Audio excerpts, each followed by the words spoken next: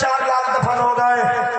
26 वर्ष तक 18 घंटे पड़े बाबा साहब, तब तुमको ऐसी व्यवस्था से वो छुड़ा पाए। ऐसे नहीं, लड़की दौड़ी। चलो भैया,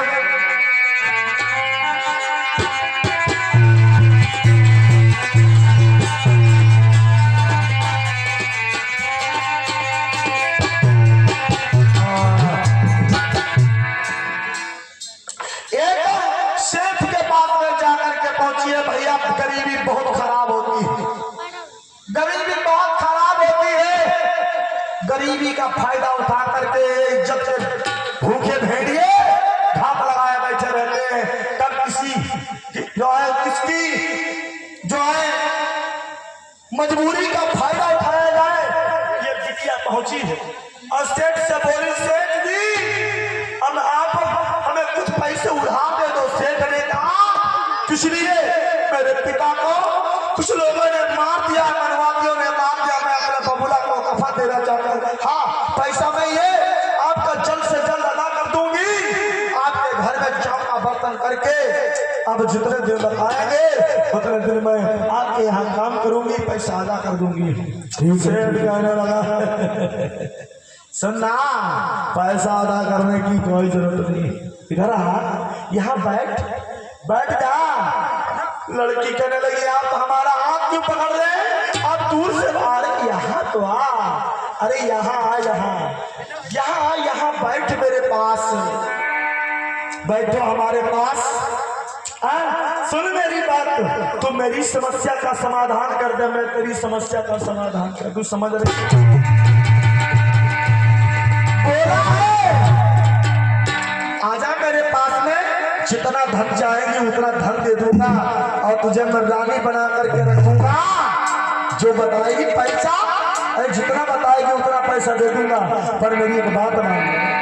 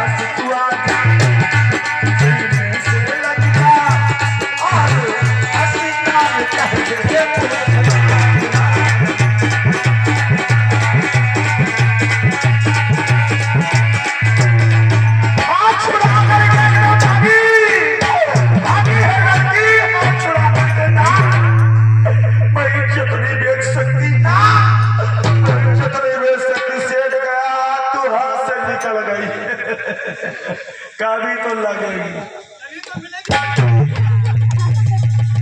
तो निकल गई, सारा का सारा मूड खराब हो गया।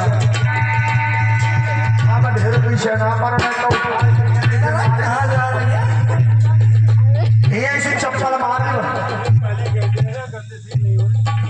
रणवीर सिंह में बैठो भाई, बैठो, बैठ जाइए दादाजी बैठ जाइए, बैठ जाइए। पूरी कहानी समझेंगे तभी तो आएगा। क्या भैया, बीच में ऐसे नहीं आएगा। ये लड़की देखिए कफन देखिए अपना बबूला के भाई। सुनो, पूरी बात समझोगे तो समझ में आएगा। आपको ये सीन लग रहा होगा, देख लेना ये लड़की किस तरीके से ये अपने पिता को कफन देती। देखिए पैसा उधार लेने के लिए गई थी। मैं पहले बता चुका हूँ कि देखिए इज्जत में भूखे भेड़िए गरीबी का किस तरीके से फायदा उठाते हैं। क्यों फिर साहब, गरीबी का किस तरीके से फायदा उठाते हैं, पहले भी था आज भी है। आप किन किन चीजों को खत्म करोगे? क्यों भैया, अभी यही होता है बंधुओं। ये लड़की को जब ये इज्जत, ये वीर नारियां है, वीरांगनाएं, देखो अपनी इज्जत नहीं बेची और ये लड़की वहां से भाग खड़ी हुई। भाई मेरे, अब देखिए अपने पिता को ये ऐसी महान देवियां पैदा हुई अपने समाज में। मैं दिखाना चाह रहा हूं देवियां पैदा ये लड़की किस तरीके से अपने पिता को कफन देगी। नगर में आई और नगर में आकर के देखिए भैया भीख मांगने लगी, भीख, और भीख मांग करके अपने पिता को कफन। कहानी का ये है, देखिए दोस्तों, ये कहानी की कहां से ली गई है? जुल्मी पिस्तौल अनजाना डाकू से कुछ सीने ली गई है। और लड़की किस तरीके से भीख मांग करके अपने पिता को कफन देगी। इस कहानी का शीर्षक था इज्जत और कफन। शीर्षक भी पहचान लो, इज्जत किस तरीके से बचाई इसने और किस तरीके से अपने बबुला को इसने कफन दिया। देखिए ऐसी वीर नारियां पैदा हुई अपने समाज में, इज्जत नहीं जाने दी और ये बिटिया भीख मांग करके कफन दे रही है। धन्य है ऐसी महान हस्तियां, ऐसी वीरांगनाएं।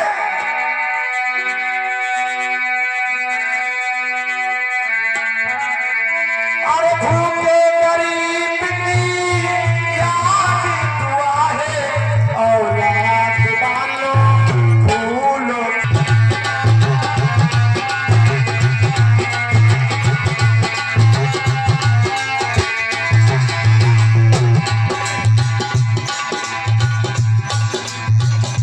अधूरा ज्ञान बड़ा घातक होता है। ये इतिहास को हम टकार नहीं सकते भैया, इतिहास को टका नहीं सकते। आपने कह दिया अश्लीलता तो इससे ज्यादा फिल्मों में आज आदमी देख रहा है। क्यों भैया, फिल्मों में सुबह से लेकर के शाम तक अश्लीलता देख रहा है, अपने आप देख रहा, अपने बच्चों को भी दिखा रहा है। क्यों भैया, पीढ़ी के बारे में सोचा, ये पीढ़ी कहाँ जाएगी? इतनी चीन आ गई, आप इसको अश्लीलता बता रहे हैं।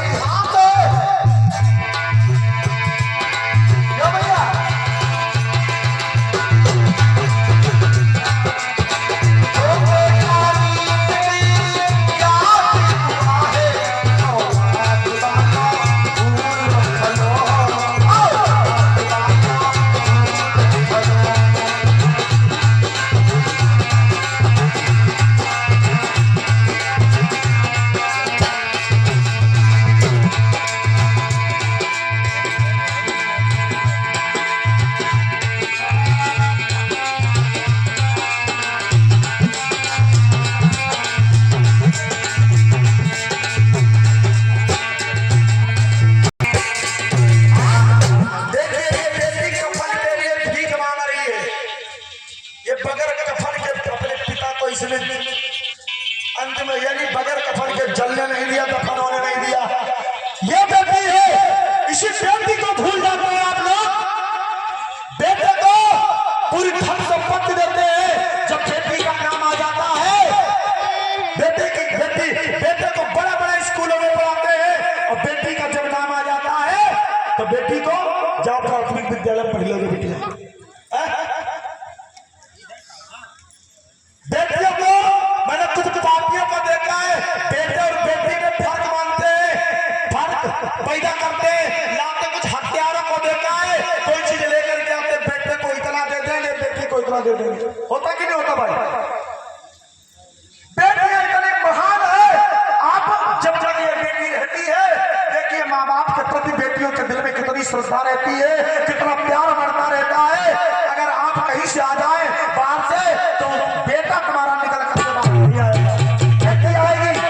पापा पानी, पापा भूख लगी होगी, पापा खाना, पापा पानी, पापा का बिस्तर कहाँ है, मच्छरदानी कहाँ है, मच्छर लग रहे क्यों भैया? बेटा तुम्हारा जो तुम्हारी धन संपत्ति लेगा समझने की कोशिश करो, वो लाल तुम्हारा नहीं देखने आएगा कि मच्छरदानी लगी है कि नहीं लगी। तुम ऐसे पड़े हो, तुमने खाना खाया या नहीं खाया है।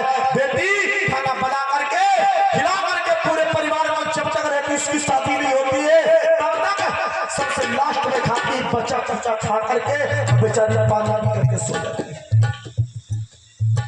यह है बेटी का जीवन। क्यों समझ नहीं रहे बेटी का बलिदान? समझना होगा। कुछ हत्यारे ऐसे हैं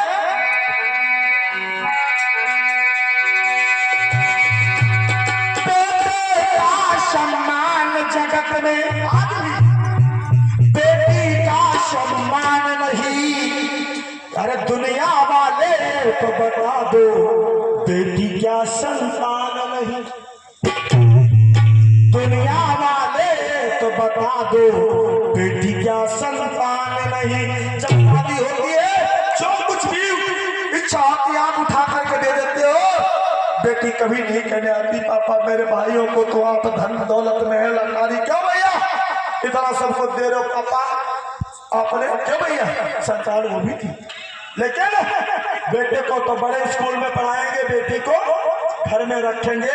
वाह भैया क्यों भूल जाते बलिदान? यही बेटी आप देख लीजिए, पिता का कफन नहीं मिला, भीख मांग मांग करके कफन दे रही है। इस बेटी ने अपनी इज्जत बचाई, आन शान बचाई और बचा करके अपने कुल की इज्जत अपने पिता को भीख मांग करके कफन दे रही है। तो इसने महानता की, महानता का कार्य किया कि नीच कार्य किया। महानता की है हमारी बेटियों ने। बंधुओं बेटे को इस मूल्य भेज शिक्षा से दिलाने को घर में ही रखते बर्तन साफ कराने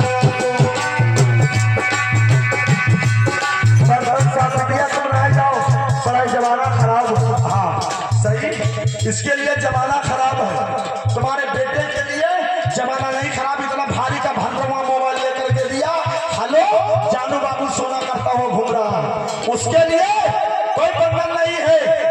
वो चाहे 1000 जगह मुंह मारे, भाई मेरे बेटी को आप इज्जत मानते तो अंडरग्राउंड करो, अंडरग्राउंड उसको व्यवस्था से भेजो।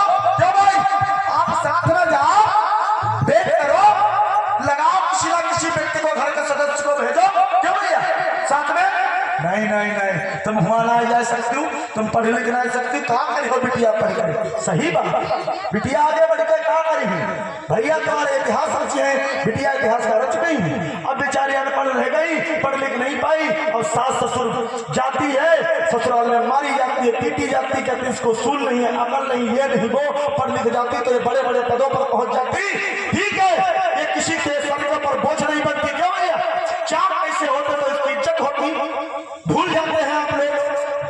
बेटे को दे दिया सब कुछ, लेकिन बेटे को कुछ नहीं दे सकते तो भैया शिक्षा तो दे दो, उसको पैरों पर तो खड़ा कर दो। क्यों भैया? जमीन मत दो, जगह मत दो, दहेज मत दो, कुछ मत दो। बेटी को आप लायक बना दो, कुछ पढ़ा लिखा करके उसे किसी न किसी पद पर भेज दो। अगर पैदा करते, अगर घर में पैदा हो जाती है बेटी तो।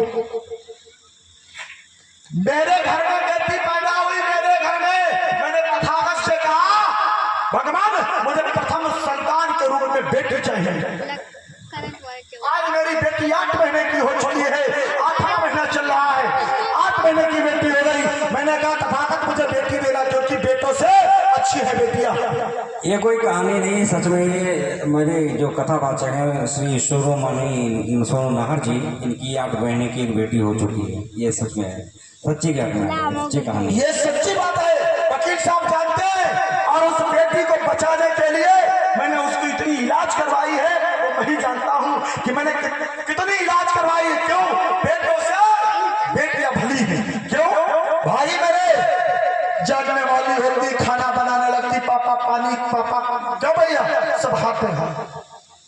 और जब तुम मरने लगते हो पता नहीं, ये गारंटी नहीं है वकील साहब, तुम्हारा बेटा खाना देगा या नहीं देगा, मुंह में पानी डाल देता है वही चावल वाला, उस पर हमारा अभिमान करते हो, क्यों अभिमान करते हो? बेटे को स्कूल भेज दो, शिक्षा उसे दिलाने दो, बेटी को घर में ही रखते।